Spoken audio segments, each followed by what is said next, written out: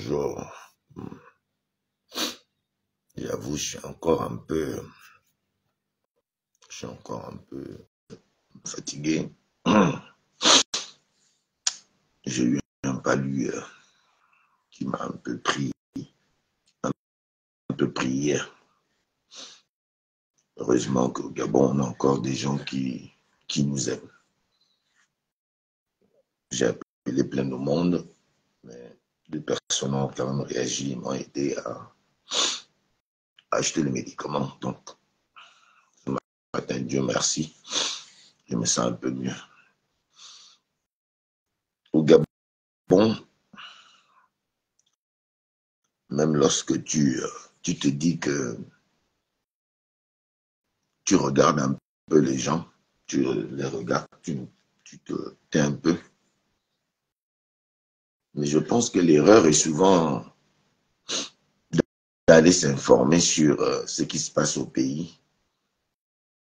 Dès que tu ouvres les premières pages ou dès que tu ouvres ton téléphone,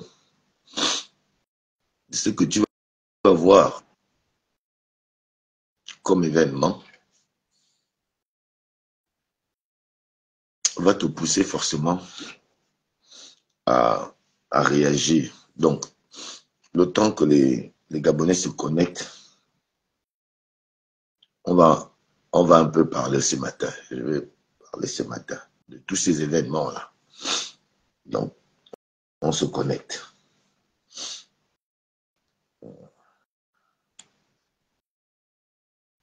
Music play mode.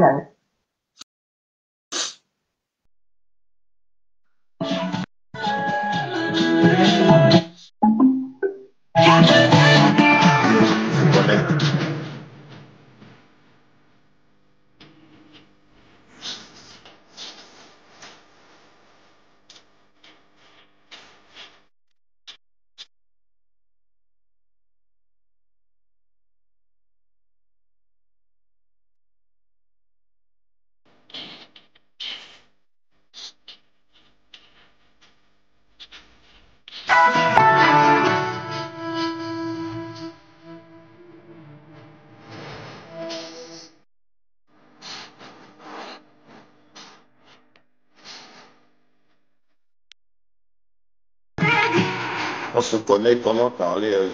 En Gabon, tu ne peux plus te taire, tu ne peux pas. Même quand tu as envie de te taire, tu ne peux pas. L'erreur, c'est d'aller prendre l'information.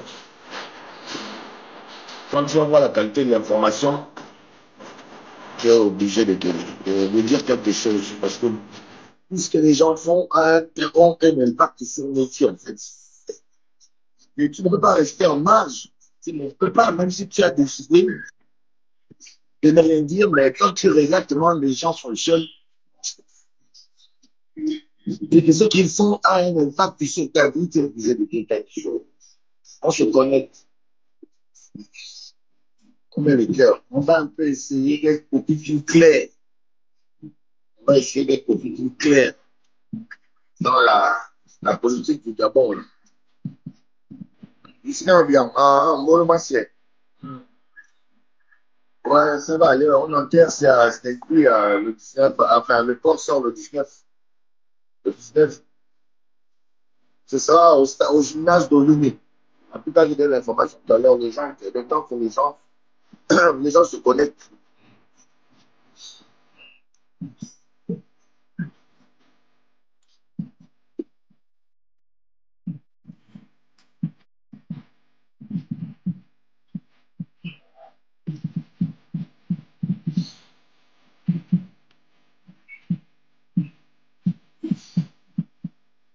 Si le temps est bon, dites-moi que le temps est bon, on va commencer, s'il vous plaît. Faites-moi dans les commentaires, vous me dites que le son est bon.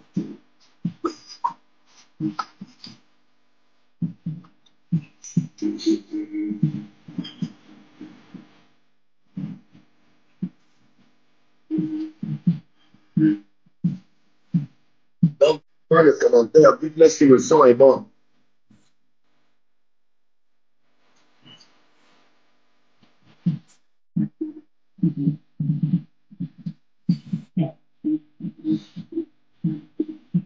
sinon bien. Est-ce que le son est bon là-bas?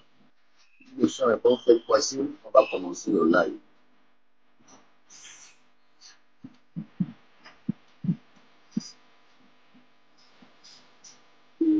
Dites-moi dans les commentaires si le son est bon.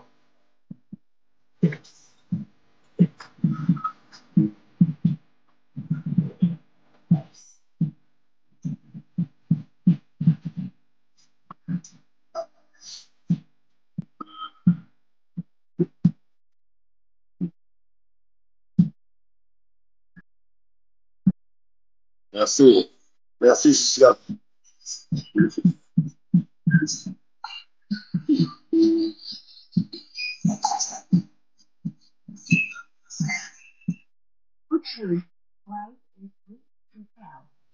Merci, Justin. Merci beaucoup.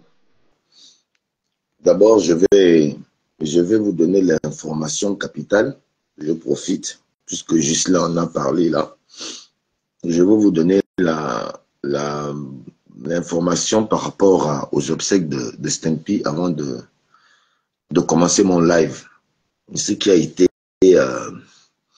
définitivement décidé et comme suite, le corps de Stampy va sortir le 19 de ce mois. Donc je pense que c'est le mercredi. Et dans l'après-midi certainement. Hein, bon, l'heure exacte, je devrais l'avoir aujourd'hui. Mais je sais qu'on va compter vers les 14-15 heures par là. Si les rumeurs que j'ai entendues sont bonnes. Et donc ce mercredi-là que le corps de Stampy va sortir, le 19, et il sera exposé, son corps sera exposé pour les au revoir de ses frères de la communication, de la politique, de la famille, amis et connaissances, au gymnase Olumi. Au gymnase Olumi qui est à la Fopi là. Quand on veut rentrer pour aller vers le CEDOC, quand on rentre après l'école, l'école privée là, on appelle ça encore comment, de IAI là. Je pense, non. En tout cas, il y a une école là, après la station, il y a une entrée souvent pour aller à Olumi. Quand on prend cette entrée là, il y a le gymnase là, d'Olumi. C'est là qu'il y aura l'exposition du corps de Stampy. Donc, pour ce qui est pour l'information capitale, c'est ça. Bon, maintenant, par rapport à mon live, d'abord, encore, je vais vous dire que beaucoup m'ont appelé pour dire que Gauthier, tu es encore un peu trop touché par la mort de Stampy. On t'a encore vu à la télé. Tu as dit que tu mettais d'abord tout en berne. Il faut d'abord te calmer. Et puis, voilà, merci Justin. C'est à Épi, là. À Épi, au gymnase d'Olumi. C'est en rentrant par Épi. C'est quelque part là. Merci Justin pour l'information. Et moi-même, je l'avais écrit que, je l'avais même dit dans un de mes lives que je vais me mettre en berne. Je vais d'abord un peu enterrer mon neveu. Mais si je suis sorti hier à la télé Africa, lorsqu'ils m'ont appelé pour demander mon opinion sur la situation d'OIM, du Grand Nord. Je vous avoue que je n'ai pas pu résister avec la manière que je vois le cours des événements en tant que leader d'opinion, en tant qu'homme politique activiste, ce que vous voulez, c'est selon, en tant que défenseur de la justice, Sandrine Marzi, mon petit cœur, comment tu vas? Ça me fait plaisir de te voir. Et merci pour tout le soutien que tu m'apportes depuis la France. Tu sais que tu seras le cœur de ma vie jusqu'à ma mort, ça c'est sûr. Et tu me salues notre ami Eddy, s'il te plaît. Pense à dire bonjour à Eddy. Dis-lui que je suis encore vivant. Je suis encore vivant. Je suis pas mort. Mais je suis tombé malade bizarrement hier. J'ai eu les articulations qui me faisaient mal et deux amis m'ont rapidement aidé. Et j'ai acheté les médicaments. médicaments ce matin. Grâce à ces amis-là, peut-être, je suis un peu debout aujourd'hui. Il s'agit de, je vais leur dire, je les cite, même s'ils ne veulent pas, c'est Bob Mangom et Henriette Nsamovono qui m'ont apporté leur aide pour que j'achète rapidement ces médicaments-là que je viens de boire. Donc, grâce à ces deux compatriotes, je suis debout, même s'ils vont se fâcher. Il faut quand même que je dise ça aux Gabonais.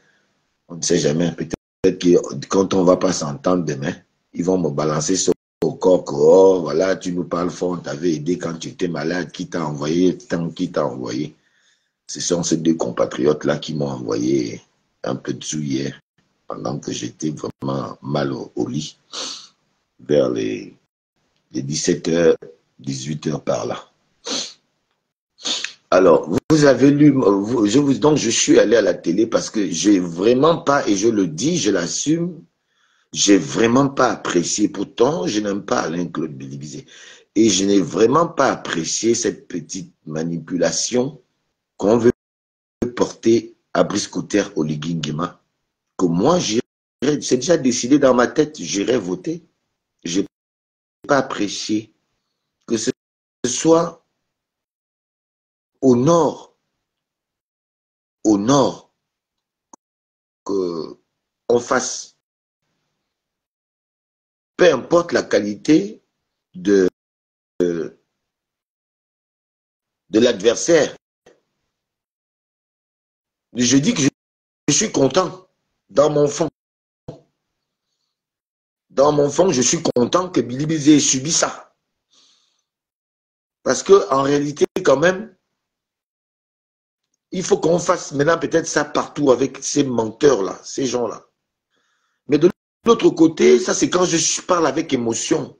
Parce que je me sens trahi par ces gens-là. Parce que je me sens acculé. Parce que je me sens avoir été spolié par les Alain-Claude Bilibizé, le PDG et tout le reste. C'est pour ça que je veux vous dire quelque chose que peut-être beaucoup d'entre vous n'arrivent pas encore à percevoir, politiquement parlant. Moi, je me sers de mes erreurs d'hier. C'est pourquoi j'ai des positions peut-être parfois différentes des gens de mon camp. Ils se disent peut-être qu'on m'a donné l'argent, Bilibizé m'a payé. Parce que je crois qu'il y a beaucoup qui m'ont appelé pour me demander quoi, tu as eu quelque chose de Bilibizé. Mais pourquoi quand on défend un fait, on met le fait, on vient refléter les faits à une personne? Pourquoi on aime faire la politique des personnes? Moi, je l'ai fait, hein, cette politique des personnes. Je l'ai fait. Mais est-ce qu'elle m'a payé? Non, elle ne m'a pas payé, puisque je suis toujours au même point. Et le Gabon est toujours au même point. Si les gens veulent monter sur mon live, ils peuvent monter. Je veux que ce soit une discussion entre vous et moi. Je ne veux pas que ce soit un monologue. Donc, j'autorise ceux qui veulent intervenir dans le live à me faire la demande et je vais les prendre. On est en train de nous amener dans beaucoup de choses. Vrai ou fausse, c'est pas grave, mais dans beaucoup de choses, pendant que nous devons être concentrés à réagir cette année, dans 2 mois, à réagir et à dire ce que nous voulons et ce que nous ne voulons pas. On ressort les scandales, vrai ou faux, les scandales financiers. Comme on sait que nous sommes émotionnels, on va s'égarer de l'essentiel. Qu'est-ce que nous faisons cette présidentielle qui arrive? Quelle est notre réelle position?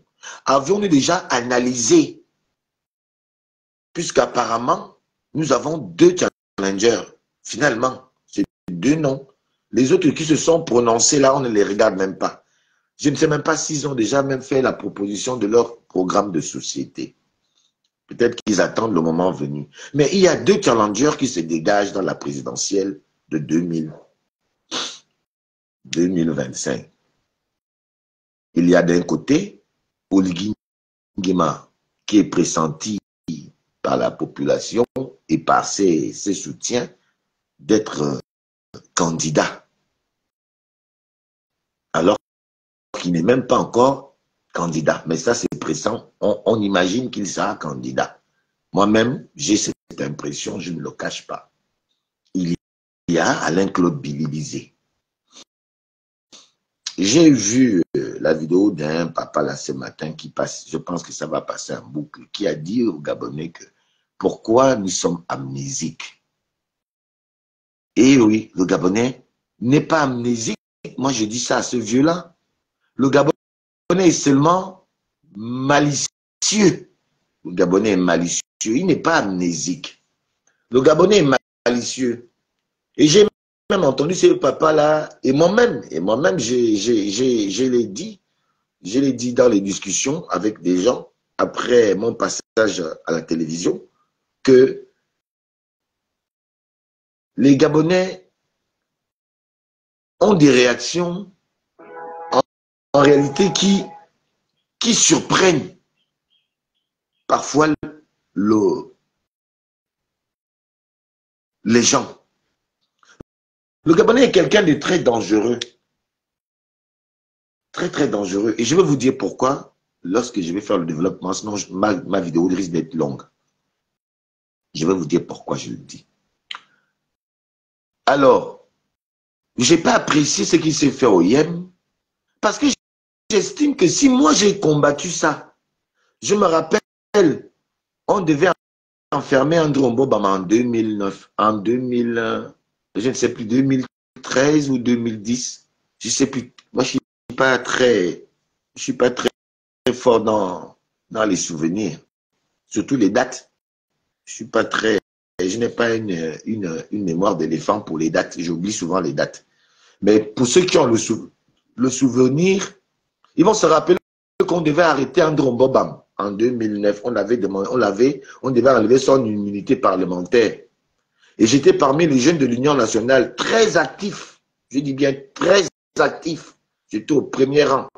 C'est-à-dire que les premières balles sont tirées sur la foule de l'Union nationale. Alain Gauthier, je ne serais pas aujourd'hui en train de faire le live que je fais là.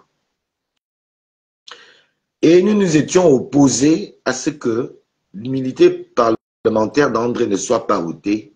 On avait fait barrage à l'entrée de l'Assemblée nationale. À l'entrée de l'Assemblée nationale. C'est moi, Alain Gauthier Mvomo, qui avait dit, avec mes gars de l'époque de l'Union nationale, les gars que André Mbobama appelait les gars du Bengalo.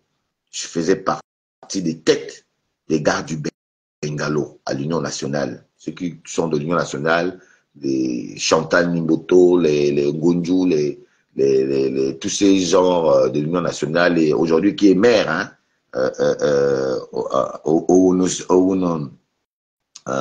comment on appelle encore, le maire d'Oyem aujourd'hui, au Nungema, ils savent, ils connaissent. Les Paulette Missambo, tous ceux qui ils savent que moi je suis un homme, quand je décide que je fais, je le fais. Et j'avais décidé, dit avec les gars, que je vais taire les noms, parce que peut-être que ça va me rattraper, pour ne pas embarquer les gens.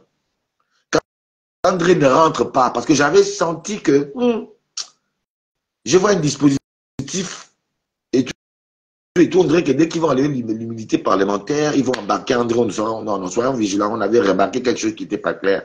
Et on avait boudé à l'entrée du Sénat, de l'Assemblée nationale, là au boulevard. J'avais dit aux gars que le président ne rentre pas. Et je me souviens que pendant qu'on était face à face aux policiers qui voulaient nous impressionner, avec les gars de l'Union nationale, on s'était dit, les gars, ce qu'on fait là, hein, André ne va pas rentrer ici, là, parce qu'ils ne vont pas embarquer André. Si on doit mourir là, on va mourir là. Moi, je suis un spartiate. Je suis un spartiate. J'épouse la philosophie spartiate. Je suis un spartiate. Ouais. Maintenant, un guerrier. Moi, je suis un guerrier. Je vais en guerre, je pars. Je ne pense pas à la mort ou quoi que ce soit. Je sais seulement que je suis en guerre. Et avec mes gars, on avait dit ce jour-là qu'André ne va pas rentrer. Et j'ai le souvenir que quand la voiture d'André Mbobama arrive, parce que lui venait qu'enlever même l'humilité parlementaire, faites ce que vous voulez, j'avais dit aux gars qu'André ne rentre pas. Et quand le président André Mbobama était arrivé, on avait bloqué sa voiture tout autour, on s'est mis autour de la voiture, on a dit que président, tu ne sors pas. Et je me rappelle que Eyerondon et puis Zachary Mimboto, le président de l'Union nationale et le vice-président Eyerondon, nous avait un peu parlé fort. Un peu parlé fort. Je sais pourquoi je vous raconte cette anecdote. Comment les enfants là, c'est comment? Non, non, laissez-le rentrer, laissez le président passer. Je me rappelle avoir bien dit ce jour-là, Yerondon et Mbotoke. Et même le président André, parce qu'André même lui-même, c'était un peu énervé contre nous, que non, non, laissez-moi partir, laissez-moi partir. On avait bloqué ces portières. J'étais devant André Mbobam, avec beaucoup qui se reconnaissent dans l'histoire.